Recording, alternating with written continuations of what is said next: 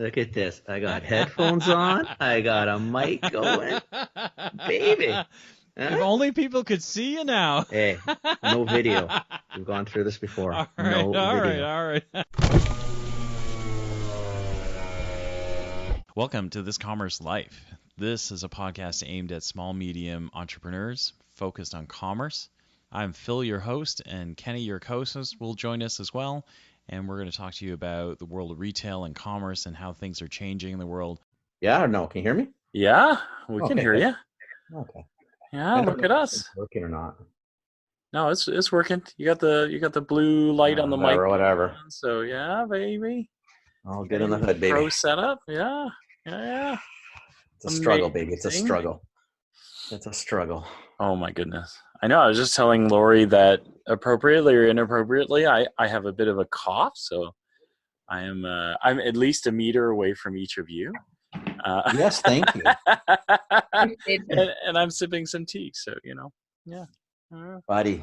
Yeah, it's going to be interesting. It's going to be an interesting couple weeks, my friends, or a couple months maybe. I think it's going to be an interesting couple of months, interesting year, I think. Well, yeah, I mean, maybe we'll get lucky and get a little reprieve when it warms up, like sort of a traditional flu. Whether that works or not, who the hell knows, because they don't know.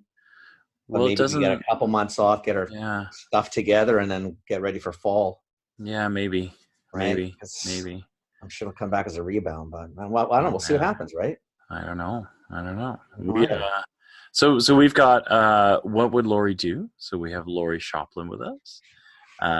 We were talking about it earlier via email, but it's a fairly timely episode because we want to be able to talk about kind of what's going on in the environment, the COVID-19 stuff going on. I thought that before we do, I had this plan before you suggested what you did, Laurie, because I think it's really timely. But I realized that we've had you on, and the listeners have had a chance to hear you talk and help us out and kind of think things through. I don't think we ever got you to talk about your business at all and what you do. So I feel like the first part of this should be about what you do, what you've been doing. And I also want to hear an update because I think you've been all sorts of really cool places speaking about things. And then I think we should roll into, all of this COVID-19 stuff, I think. Sure. Yeah. Sure. Take it away, Laurie Shopland. It's all yours. Wow.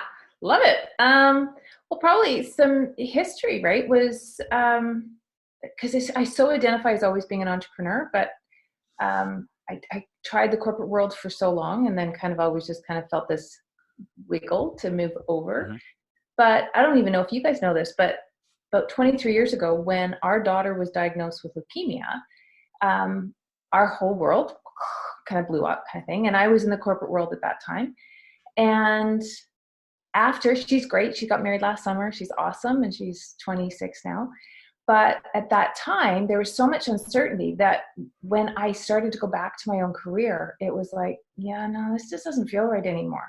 Right. And it was this kind of wiggle. So 23 years ago, I hired my first life coach and I worked with her at that time to figure out what I was going to do next, because I knew working the corporate world just wasn't fulfilling that kind of sense that I wanted to do.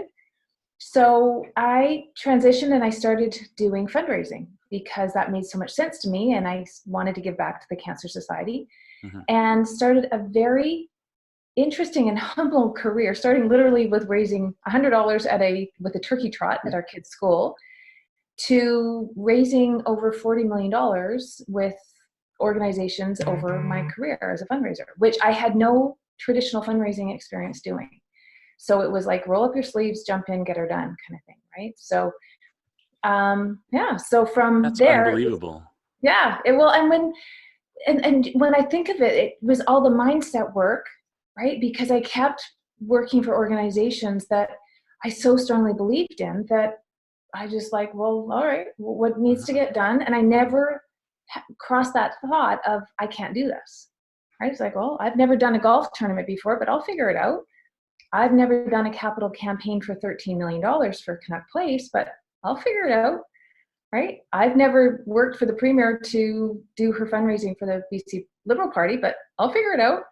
And it was just those thoughts that kept me just moving forward, falling lots. Don't get me wrong, falling lots. But then after 4 years of working for the BC Liberal Party, of raising and having a fantastic ride with them, but I just knew, again, I kind of had that nickel, and I went, I know that I've done things that I never thought was possible, and I know other women deserve to learn these tools as well. So that's, in essence, I started going back, trained as a life coach, and paused, like completely separated myself from a paycheck. And I was like, oh my God, what am I doing? The same summer that, 2 kids get married and our youngest goes to university. Great timing. Oh, yeah. Go big or go home. Yeah. And that was the year. And it's so funny. I have a gift from my first life coach that's on my desk. It's my thing. It says, leap and the net will appear. And that has always kind of been Jim and I's motto of like, life's too short to do stuff that you don't have that passion and purpose for. So I opened up my shop 2 years ago and fully certified. It took me about a year to get certified, do all my hours and everything.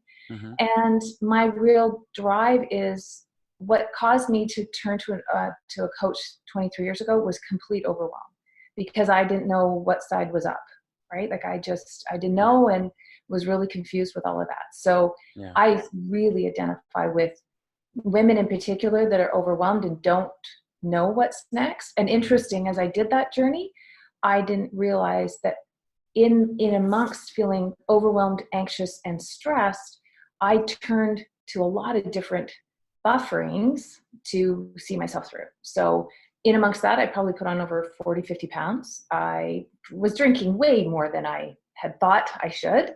And I was shopping for things that they would hang in my closet with price tags on them still. I just didn't need them, but it was just one measure of feeling good really quickly. So I identify with those women that tend to turn to other things instead of dealing with head on what's causing the problem. So right. So I help women who are feeling overwhelmed have healthy relationships with themselves and with food and shopping and with all sorts of bufferings and stuff like that. But it's interesting, since I've really niched down, I'm getting women coming from all angles. It's so funny, right? Like you do all this work to really get clean and niche, and then all of a sudden there's women signing up for I had a client last week come to me, and she had asked for a proposal last October. And so I did up the proposal for a year of life coaching, and never heard from her. And my belief was like, when her day comes, it'll come. Well, it came on last Wednesday. She emailed me and said, okay, I'm ready to get started. And my organization would like to pay in full. I'm like, okay. Wow. Wow. But that was October. And had I had the belief that I did something wrong or it wasn't the right proposal, right? When I saw her or interacted with her along the way, because she's still on my email list and I still send correspondence to her, I still showed up as her coach. She just hadn't hired me yet, was my belief. Right. So fun. It's so much fun. And I have to say, I am like my number one client. I take up the most hours, right? Of coaching myself first. Because you don't have any as clients. Yeah. Sorry? If you had me and Phil as clients, I doubt that would hold on. Oh my gosh, you wouldn't have any time for yourself. It's a full-time job, man. Goodness, we are a handful. We're a mess. Yeah. We're a hot mess. It's a mixed bag right now of a lot of clients actually that are starting businesses that are reaching out because I think they know my story of doing my own. But it's so fun and it's so rewarding seeing women step into the belief of themselves. Yeah. Because when they hide, they don't even know it, right? Like that's what's so amazing is they don't know any different. And then we start to kind of poke, as I do with you guys, poke and ask questions and give them a different perspective to look at things, especially look at their beliefs about themselves. And then it's like a butterfly, right? It's like, oh, wait a minute, maybe I could. What if I could, right? Yeah. Wow, that's amazing. Very cool. Amazing, Laurie Shopland. Well, thanks for asking. No. I think I realized, as we were confirming this week, I realized that we've had you on, and it's been wonderful to have you on, and your insight is scary and amazing all at the same time. Kenny and I are always petrified and yet fixated. We're talking about something else. Yeah. I'm not volunteering anymore. But I thought, we should get your story out there so that listeners know, right? So I think that's amazing. Mm-hmm. Because I think that we all need that, right? Like there are moments where everybody gets stuck, right? And so having a Laurie Shopland around is pretty amazing. So thank you. It's kind of scary too, Laurie. If you listen, because we're not going to let you privy to most of our conversations, because we actually try to figure ourselves out a little bit before we get to you. Oh yeah, we're a real mess before we figure our shit out. So we're only a little clean up nice when we not get bad, relatively speaking. So, yeah. But we actually, I sometimes I mean, when we were in Orlando, there's a few times where I thought, Jesus Christ, we actually sound like her. Well, not near us. But like, holy shit, man! Some of her stuff is actually sticking. Yeah, and it's sounding a little bit scary. I have clients, and that's and it's funny. I had a client actually who said, "Oh my goodness, my mom and I, because I coach both of them, and they go for a walk, and they say, what would Laurie do?" And I laughed. I went, that's the name of the segment on the podcast, exactly, right? And they're like, "Oh my gosh!"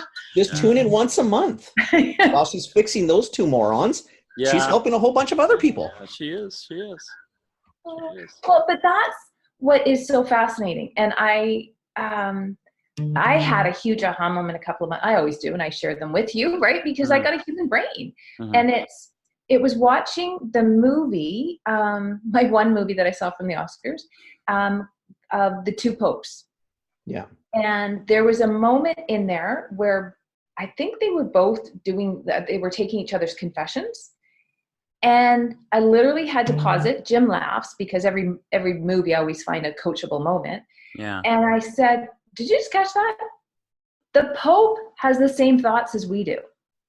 Like, here's this guy that is, running renowned, redeemed, and everything else. And yet he has thoughts like, I'm not sure I'm good enough. I don't know if I can. I'm not sure I'm the right guy." That's all the same thoughts every one of us have, particularly entrepreneurs. Right? And I thought, oh my God, that is so I say that to my clients that are sitting in my office, and they'll tell me something, and then they judge themselves for having the thought. I'm like, the Pope has that one too, right? Like, seriously. Yeah. We all have them. So. Yeah. Yeah. Oh man. Maybe that's a good segue to what's happening in the and why we're all so overwhelmed and watching so much news. Well, that's what's so interesting. Like, yeah. And I threw you the email today because I really am finding, I have a modality. I have training on how to manage my mind. Yeah. And I, in the last 48 hours, have gotten stuck a number of times, feeling overwhelmed, feeling panicked. And I'm thinking, okay, I have my management skills. What are all these people out here that don't? Right? So I thought, I'm doing a free webinar, and I'm going to give as many people that show up my tools as much as I can, because I'm thinking, like, this is something so unknown and uncertain for all of us, right? As to what's going on. So, and again, when we think of what the brain's primary mantra is to keep us safe. Yeah. So right now if you think of it, we're in this cave, and the tiger is at the cave front. Yeah. So we are all of a sudden having thoughts like, questioning, how are we going to do tomorrow? All of things, how are we going to get out of the cave? And so and you think of all of the endorphins that spikes up, all of it. And we've just not ever experienced this before. So we have no even point of reference to go to find evidence that we can do this, right? So it is fascinating that it makes most sense that all of us are sitting in this whole gurgling of overwhelm right now. So anyhow, that's what I thought. I came up with two tools. That's what I wanted to share with you guys and with your listeners. I think it's important, Laurie. If you look, like, even today, because Catholicism runs in all three houses, right? Yeah. Is they shut down the churches in Rome, eh? Yeah. Like they're not allowing people into the churches in Rome to pray, like, or for a private prayer. They never, and the clear word is never, World War II, any of the times through history, they've never shut it down. Yeah. Like it's almost like watching, Amelia and I are watching tonight again, because like all of us, I mean, we're every day you're just looking either at the stock market or then the reports, right? And I'm not very anxious on this, to be very frank with you. Like we have a trip planned for the end of April to Mexico, which we haven't done anything with yet. I'm assuming we're probably going to end up canceling, mostly because I don't know if we'll get back into our own country. We're in Europe at this point, like everything's booked at the end of June. Where that's going to go, I mean, we'll find out too. I mean, we may lose a few pennies on the way. Well, whatever, we'll figure it out when we get there. Yeah. But you start looking at this stuff. It's like, this is like watching this. I feel like we're watching a movie. Like, I don't even feel this is real sometimes. Like you're just watching thinking, what the hell is going on? Like they're showing streets. There's no people. People are, I mean, I was at Superstore tonight. It looked like a bomb hit. Yeah. The can section is just hammered. You're thinking, what, like, wow, like everybody is, not everybody, but we've got this pent up almost mass hysteria seeming to ready to burst. Well, and we haven't even had numbers yet. Wait till we start getting numbers. I read a really interesting Facebook post today from a woman in China that has been now quarantined for 4 weeks with her family. Yeah. And her post was, this is my second post. I realized my husband brought it to my attention that the first one was completely negative. So she said, and fear-filled. And so she then shared the positives of actually being quarantined for 4 weeks. And it was amazing because they all, like, no churches, no community, no nothing. And she said it was fascinating to see how the human spirit actually was given a different opportunity to come forward. But we have to look for it. And then when we are filled with panic, right, we'll miss those. And so what just makes it, what it really drew from it was, she said, as long as we're always just thinking about us, we're losing. When we start to think collectively of our neighbors and our community, right, then we're starting to think, okay, what can I do for these people? And it takes us the eyes off of us instead of getting all stuck in, because nobody needs 72 rolls of toilet paper. Right? But we're focused just on the me and the I, right? And then that's creating all of this inwardness of scarcity and this fear that you're in the cave alone. Yeah. Right? Oh, but wait a minute. What if you weren't? And what if we could collectively figure this out together? Yeah. Yeah. And ultimately, we're going to have no choice. We are going to have to do this all together. Yeah. So we may as well start looking at some of the ways to manage this. And it's amazing. All the work emails, right? And I'm sure, Phil, you're in the same boat, is, we're all saying the same thing. Listen, if you're sick, stay home. Don't worry about it. Yeah. We've got laptops. We can connect. This is not the old days. You know, easy on the hugs and kisses. Yeah. It's foot taps, or elbows might even be too close. Yeah. But people are seeming to get into this and say, okay, you know what? It's fine. We'll make it. It's not a great situation, obviously. Yeah. We're scared.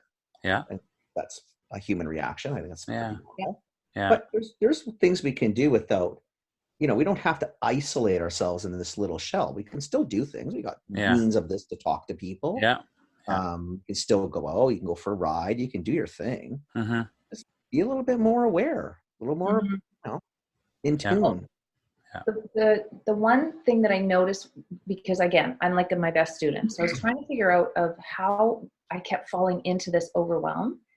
And it was when I was thinking catastrophizing, right, of things being out of my control, right? And it's like, okay, wait a minute. So the question I would offer, and the tool that number one tool is, I always come back to, what is the one thing I can control, right? And it brings it back to, okay, what's the one thing I can do right now, rather than I can't control right now who has it, who doesn't, what school's open, what's not, all of that stuff. And when I start to think about that the thoughts I have about that makes me feel anxious. So I'm like, okay, bring it back. And how can I actually what is something I can do, which builds then confidence for me. It's like, you know what? I could probably call my neighbor to say, I'm heading to Save On. Is there anything that I can pick up for you? Because he's finished chemo treatment. Yeah. Right? All right. That's one thing I can do. And that puts me purposeful into being able to be in the present. It's a contribution to greater society, not just Laurie. Yeah. Right? You're doing something to help somebody else. It's a nice feeling. Yeah. And it gives you, again, like your purpose, like it gives you something to do. Right? It's sitting there worrying about the end of time and that, you know, it's doomsday. Right? It's doomsday for your neighbor. That person's got a challenge, not you. You're functioning. Yeah. Well, and it was interesting again from this woman that has experienced it, is she's saying, you know, like all of a sudden there were creative ways of getting through things. Food was delivered to people's doors. Yeah. Right? Like they had to be creative.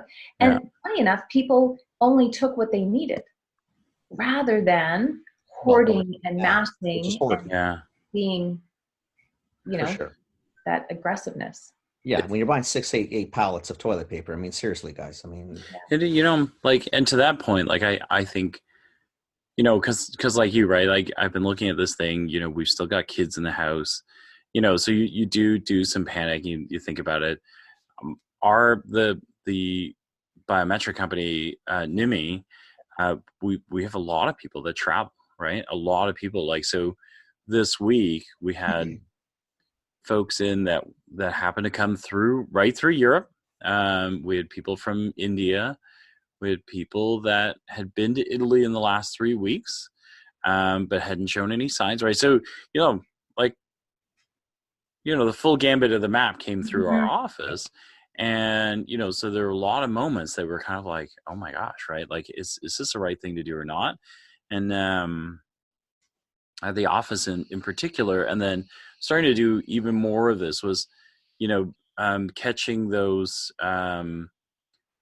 conversations, you know, the folks that are watching CNN or there's some really reputable places that are really blowing this up to drive panic. So the BBC, I've been shocked at their coverage. It's been intense and almost sensational in the way they've done it. And I think that leads to these things, right? Like the toilet paper stuff. I had a couple of buddies, you know, who were sharing that stuff, right? Going, look at this. And I finally said to them, you know what you need to do? You need to stop watching those. You need to stop watching those. And then you need to stop sharing them, right? Like social media could really help us here, but it's not if, more the opposite. You know, like you really you don't want that, right? Like what you really want to say to people is, look, like, whether you have toilet paper or not, you're going to make it in your life, right? But it is a valid check. Like, you should be checking to make sure you've got enough prescriptions to make it through a month, right? If you don't, you might need to. It's a cumbersome process. You need to stop at the doctor's and get a renew on the prescription. You need to stop and make sure the pharmacist has what they can to fill your prescription.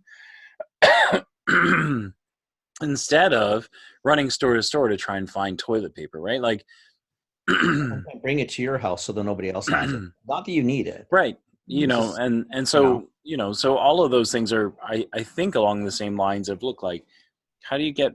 I think what I heard out of you, Laurie, as well, is like how to get organized a little bit, right? And not let the moment kind of like pull you in a million directions, right? Like kind of zero in on the things you need to do.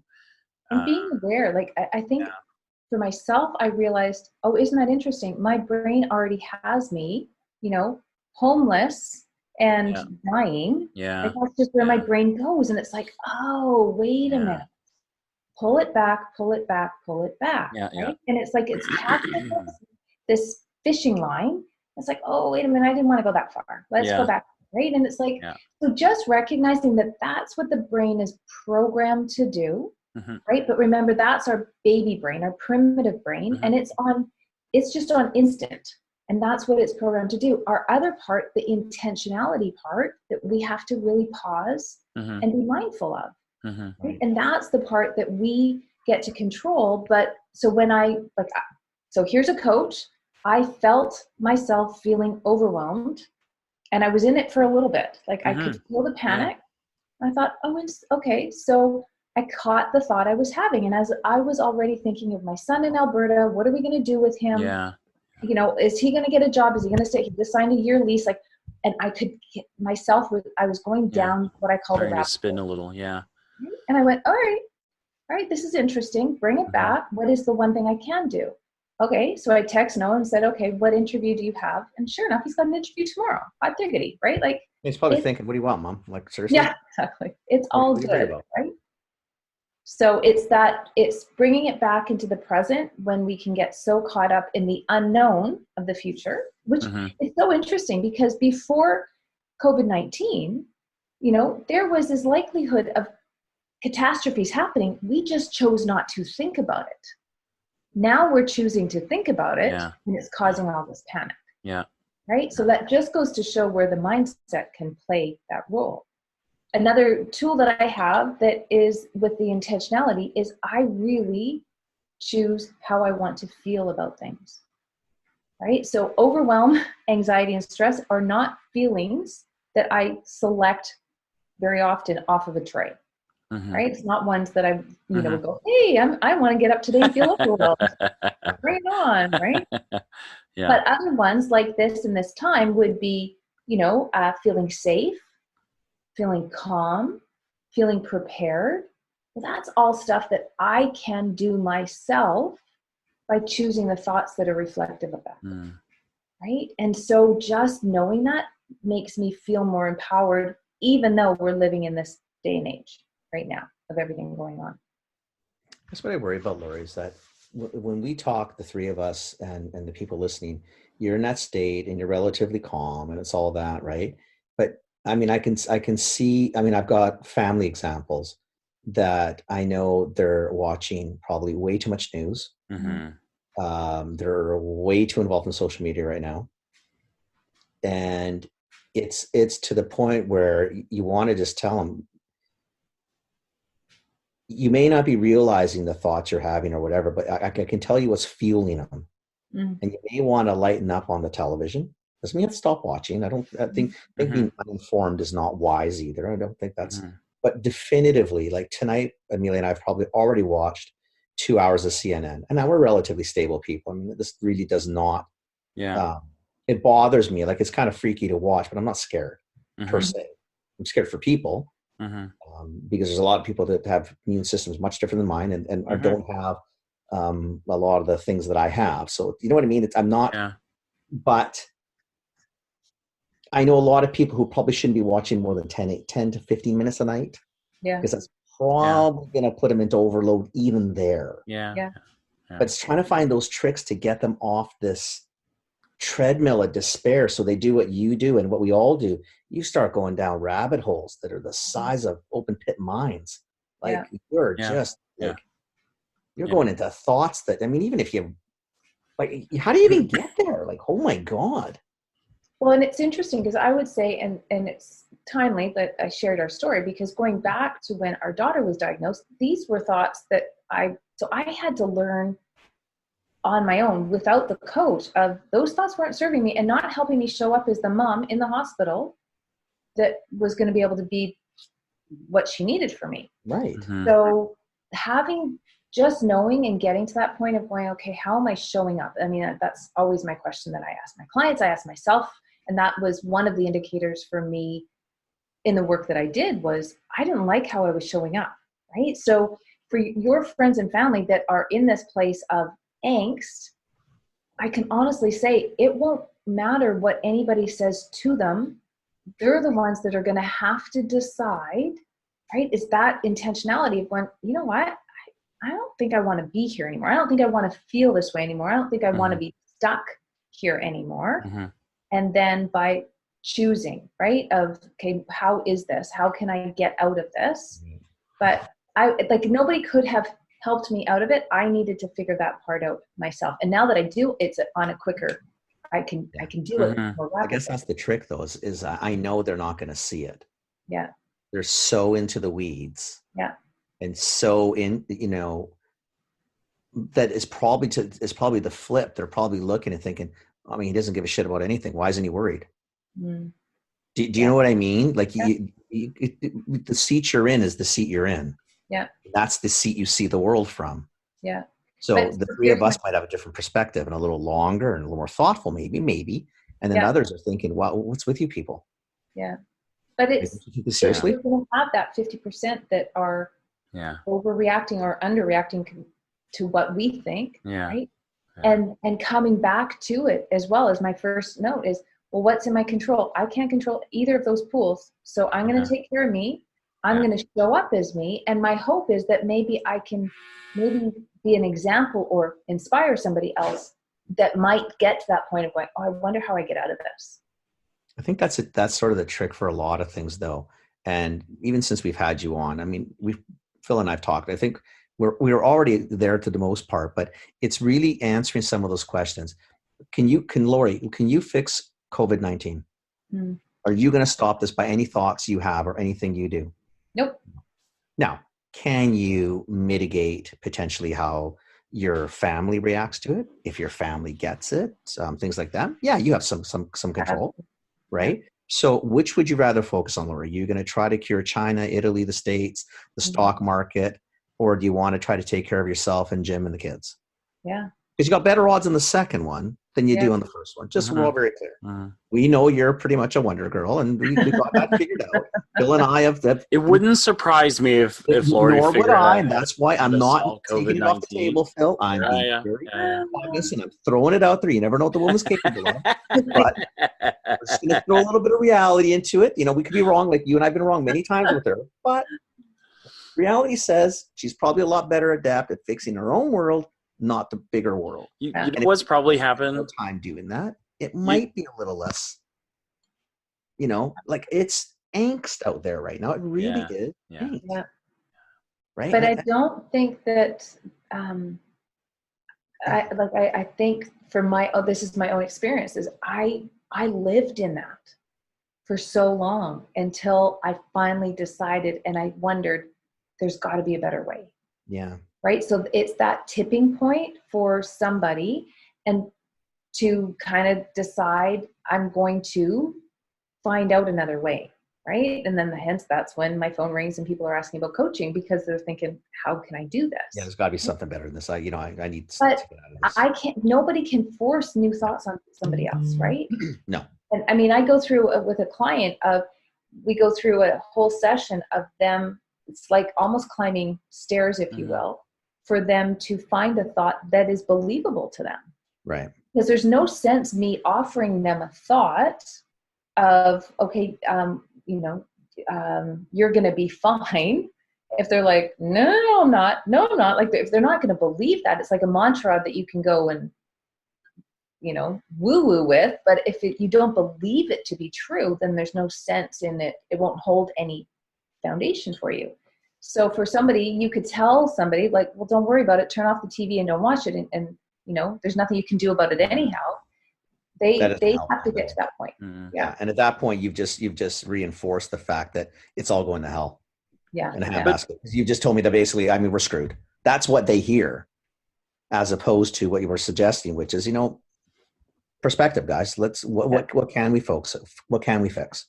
But here, go ahead for 1 second. So I'm curious about the anatomy of breaking this spiral. So, because we all have relatives in that spot. I do for sure that, there's one relative who just can't help themselves. And they just keep sending me, they keep sending us we have a family WhatsApp channel. They just keep posting like. We have one of those too. Like this floor has been infected, that floor has been infected, and so I'm curious as to because I'm watching them like just drop right off the cliff and into this, They're spiraling out of control. But so I think what I'm asking is do you need them, like how do you get them, because I guess one of the keys is for them to be able to see their own road sign, right? Like you got to be able to drive by the sign that says this way to hell before someone goes, oh shit, I'm driving to hell. I should really turn the car around, right? Like to use that analogy. But how do they see the sign? But how do they, well, no, I think what I heard is right now that relative that we all have they see the sign to hell, but they believe that that is the only direction they can go, is to travel into hell, right? Mm. And so it's almost like, what's the trigger point? Like, do you find them a happy song that kind of here's yeah, my coaching question for both of you is, why is it a problem that they are driving to hell? No. So I mean, there's no problem. You know, from me and my family's perspective, there's no problem, right? Like, if we get there and I get to a saturated point with that person, sure, I'll put that channel on mute, right? Sure. And move on, right? Because I have things to do. Yeah. I have my own things. I will tell you that right now I'm worried I don't have enough coffee to make it through a month. And I am concerned. Yeah. So I actually, not to plug Kenny's Coffee, but I actually ordered coffee off Amazon today, to make sure I have enough. Well, that's good. Yeah. So anyway. That is actually one of the most important things you can do. So we're all very clear. Yes, exactly. The plug is the Commercial Draft Coffee Company is perfect brand for you to have during these troubled times. I did not. I'm going down that path full speed. Hell or not. but I guess it's the, I'm not there yet. I'm not fully saturated. I tolerate it because I know they're fixated on this, and I'm hoping that they break out of it, right? I'm hoping that they break out of it and they actually go do something productive, right? And I'll give you a why, Laurie, if you want. I'll give you a why. I'll give you a why, like a real why. You know what worries me, Phil? I have one in the family too. You know what I worry about is and this is maybe more my problem, but I end up having to spend more time potentially with the folks trying to get them out of that spiral that these other people, doesn't matter, are sort of putting them on because they're so wound up in their world, but they share. And then pretty soon, some of the people you're sharing with think, holy shit, man, maybe this is true. Yeah, they loaded everybody on the bus to hell. So the problem I potentially have with it is that I'm thinking, come on, you guys, like you're spending 10 hours a day in misery and worrying about this. Great. And your 5-10 minutes of really selective sharing is now causing others a couple hours of basically fire putting out time to try to get these other people who probably should be a little more concerned, or potentially because there's age and the whole thing that, you think, oh my Jesus, come on, guys. Yeah. We're supposed to be the ones like helping this. But so that's for both of you. This is again with my coaching hat on. Yeah.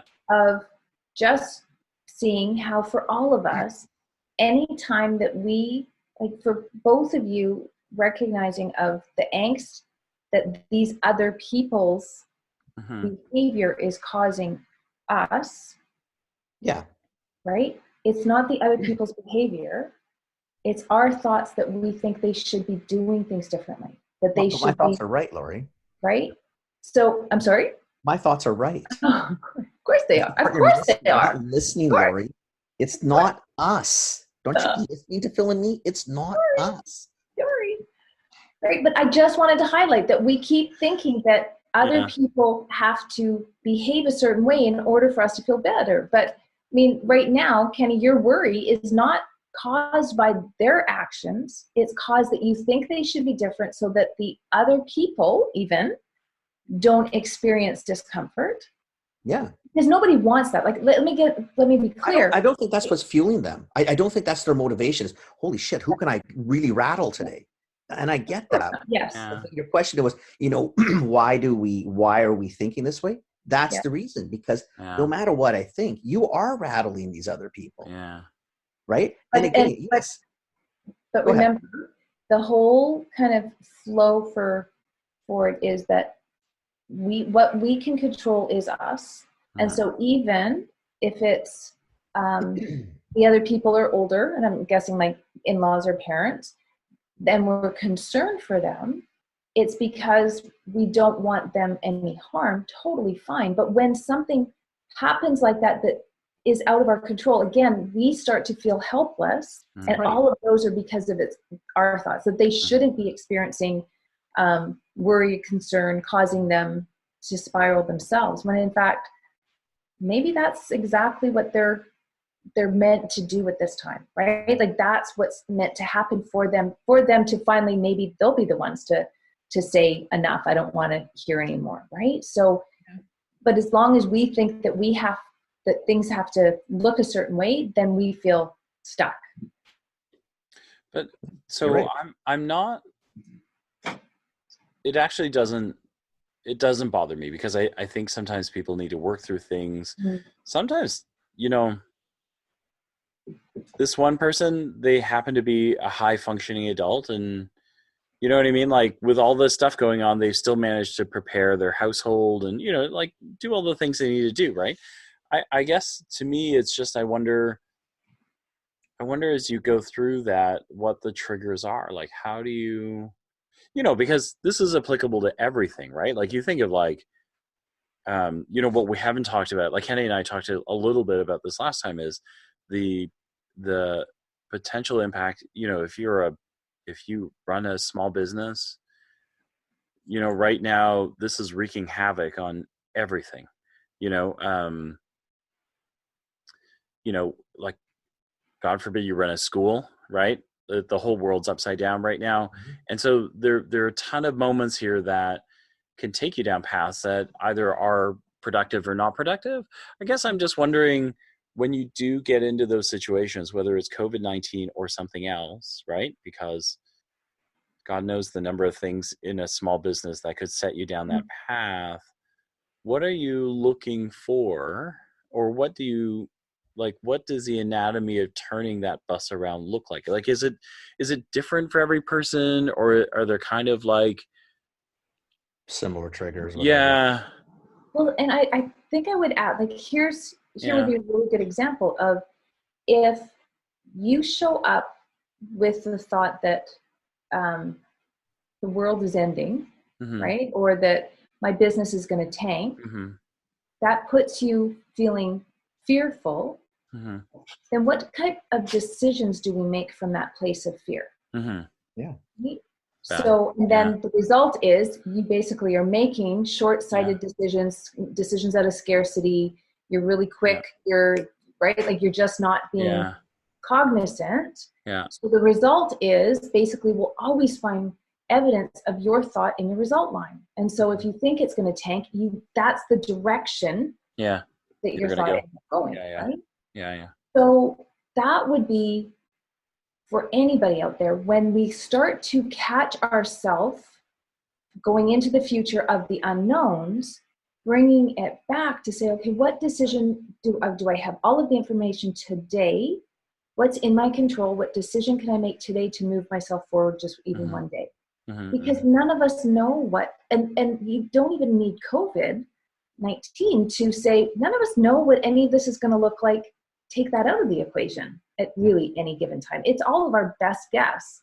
So we're showing up with it to be, okay, I'm going to get a profit at the end of the year, right? But if we go into it now because of COVID saying, I'm not sure I'm going to be able to break even or anything else, those thoughts are going to ultimately direct the path of your actions. Well, self-fulfilling, right? You'll absolutely do what you're thinking the result that you've got in your head is going to be. You almost shoot to achieve it, which makes absolutely no logical sense, right? So those are the triggers when you talk about it, of capturing, and that's why I talk a lot about where are those trigger emotions for you that you don't make great decisions from. So is it scarcity? Is it fear? Is it overwhelm, stress? Knowing, because for me, it's really clear. My chest gets really tight. I get a lump in my throat, right? My shoulders get really tight. Like, where is that you can catch yourself and go, okay, wait a minute. Like, I'm way down that rabbit hole. I'm going to come back. And for me, it's how I show up. I'm often short, I'm curt, I'm abrupt, right? Like I can tell it in my actions of how I show up. Yes, I am. Ask Jimmy. I can be. Probably Jim's right? fault. I know. That's because Jimmy's not following instructions. Not That listening. can be the That's only Jim's reason. fault, It right? is really, it is just Jimmy. You're right. That was a stupid one to go down. Not my Right? thought. I don't know why you went down there. Okay, give us another one. Come on. Come on, Jimmy. Jeez. Get with the program. Put the Jeez. bar a little higher, man. Oh my God. But I think, particularly in this time, I look at it as if what a great opportunity for people to really start to see what thoughts they're having and what route, are they going left or are they going right? Right? Because for me, left is my downward spiral. And it's like, oh, wait a minute, that's not at all where I want to end up today. But you're self-aware, like you see that. So many people, like even in the short time, I've never had a coach, obviously. I mean, I've had people that I think mentored me, etc. But I've never had a coach or anything like that, right? But even in the little times that we've had you on the show, I hear things now. I listen for things. And it's not like, we've sat down for 50,000 hours, but we've said enough even on this show. But that's sometimes so Phil, to me, when you ask, what are the triggers people are going to see? If I didn't have a talk to Laurie, let's say this is the 4th episode we've done, I won't see the triggers. You know why? Because I had nobody to kind of show me what the trigger was. Or maybe I catch, because you and I have laughed, even when we've talked, we say things and thought, oh shit, man, that sounds like Laurie. Man, that one came We from. also say things like, don't say that to Laurie. Do not. There's a whole list of things like, don't say that. Stuff we will not talk to her about. Laurie would. That's a different story. But this is good stuff, though. We can talk about this because this shows we actually listen. And we apply what we hear. But so here's where I'm at is that's you exactly need a Laurie. You need someone to help you. That's what we need. And I wonder, I guess that's the thing is I just wonder if this is one of those moments that if you are feeling any of those things, how do you leverage the people around you to help you, or because you've got to do something to make the voice happen in your head, right? Like you need the alarm to go off, because if you only know that you've only ever seen a road sign to hell, how do you know that the road sign to hell isn't the right road sign? Do you know what I mean? Like that's not the only road sign. You would never know, right? You would never know because you don't have the instinct to look behind you or to look, to look at the sign going the other way, that says that way is better than this way. But like it's that how do you start generating that voice that allows you to be able to? The question I would ask would be, are they getting the results that they want? And that could be a result every day. But again, you have to be conscious of be self-aware of that because they are getting the result. You know what, Laurie? I'm going to suck. I'm going to suck. I'm going to suck. And the result is I'm going to suck. Guess what? They got the result they were thinking. Do you know what I mean? It's you kind of just. It really is self-fulfilling. Until someone points out or says to you, hey, listen, your thoughts are your choice. What you decide to do is what you decide to do. This is how maybe you can look at it, or you do that. You know what I mean? It's different. Like I catch myself now in spots, or I've even caught people at work, at any of the offices where I'm not you. So let's be serious, right? I'm not gonna be able to ever charge for this. But I've stopped people and, kind of said, well, listen, when you say that, what are you feeling? Like, what's going in your head on this one? That makes me so happy. I try. I mean, I'm not good at it. Trust me. I got about 4 seconds of patience. Is that Kenny over there? What the hell is going on here? See, I listen. Oh my God. I love it. So you know what I mean? But how does that person maybe get out of it? Because I've listened to you and I hear things now differently and I catch myself. But Phil's question is always like, I understand what Phil's sort of getting at too, is that it's all good on the hood, but like how do you know when you're just in the but here's the thing. Another trigger. There's got to be a trigger that with the three of us are not there, especially you, Laurie. But how do I know what the hell I'm doing? Like, how do I say, well, I got to stop this? Well, again, it would be the result of either who they want to be, the result of financially what they're getting each day, the relationships they're in, the weight that they have, right? Like at the end of the day, is there some sort of measuring that they are saying this was a good day or not? Right? And did I show up the way I did? Does my bank account say what it is? Whatever it is their trigger for them.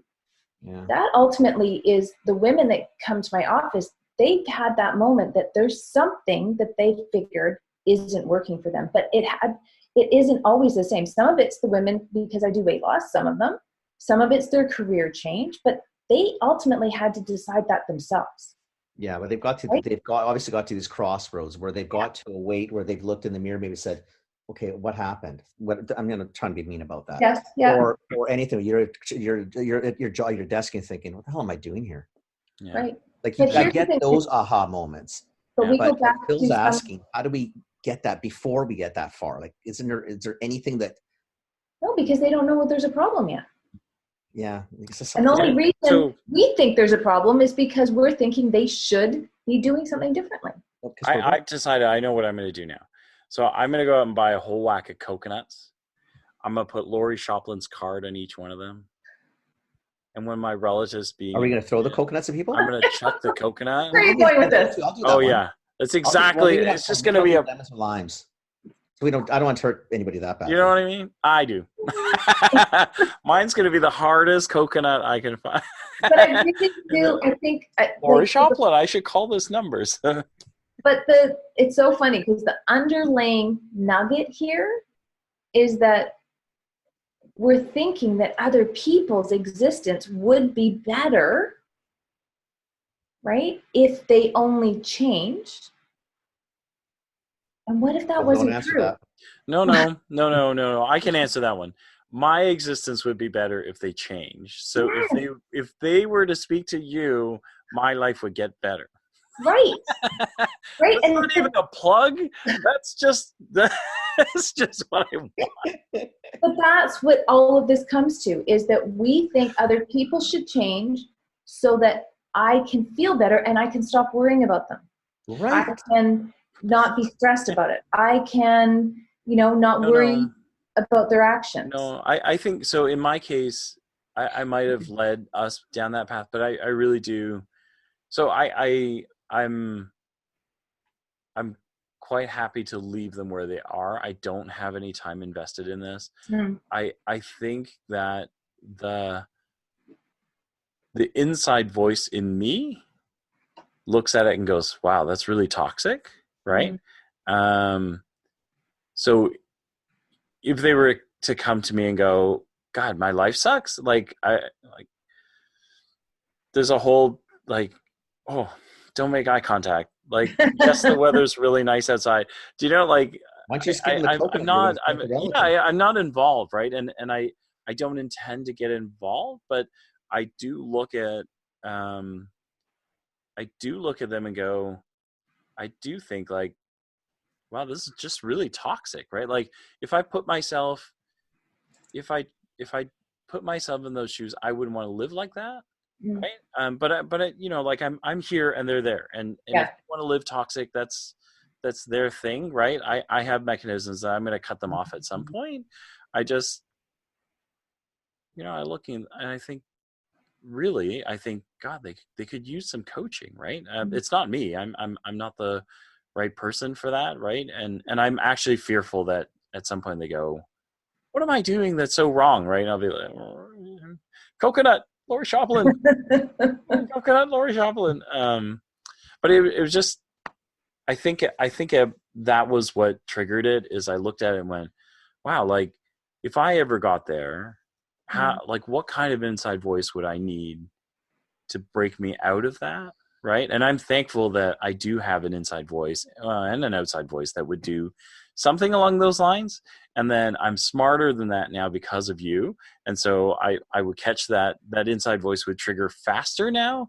But I do wonder, there are my life is upside down. Right. So there are going to be blind spots where one day I'm just going to go, what the, why am I here? Right. So I wondered about the anatomy of how do you crack that open? How do you, but I think it's complicated, right? I think well, it has to be the person's decision and on their own journey, and they may never, right? I guess that's my point. And as long as we think I can't feel okay until they are fixed, that's the fallacy. I just wanted to go and wait a minute, be okay and not have you fixed me of that last time, so I'm There you go. That's just fear going down the path. No. I actually, I wanted to show I actually learned from that, right? Because it really was an aha for me, right? Because I run around going, no, fix that. Great, your life is so much better, and then run away, right? So I totally get it. I just, honestly, the first thought I have is, wow, that's not the life I want to live, right? And I immediately set up some safeguards when this person started to go down these paths, right? Because I was just like, whoa, like 2 days from now, when the next pandemic announcement comes out, I'm gonna have to mute you because I don't know what's gonna happen. I think they're gonna move up to like Thunder Bay and try and like set up their own lean-to shelter, or I don't know what they're gonna do. But I would say you've grabbed the first tool I offered was what's within your control. Yeah. Right? And you knew I have boundaries. When I'm ready, I'll set them up. Yeah. Right? Yeah. Speaking of tools, you have a webinar. Yeah. Right? That webinar on Wednesday, March 18th. So this should probably drop on the This drops Monday night. Yeah, this drops Monday night. So I will I'll send you the link. Yeah, if you send me the link, I will put it in the podcast notes. And then I will put as much of this email in my podcast notes as well. Okay. And then we'll post it in socials so people know as well. But Laurie Shopland is hosting a webinar. And Julie, it's just to help people have these tools because, and again, I would imagine the people that take the time to come are hungry because they know and they're asking, is there another way? Mm-hmm. Right? There's going to be lots of people that don't know, and that's okay too, right? Yeah. If you're posting it on LinkedIn, let me know, Laurie, and we'll share it there too. Oh, thank you. Yeah. Right? Because I mean, there's always people. I mean, we know a lot of people. It's like people. Yeah. It's and there's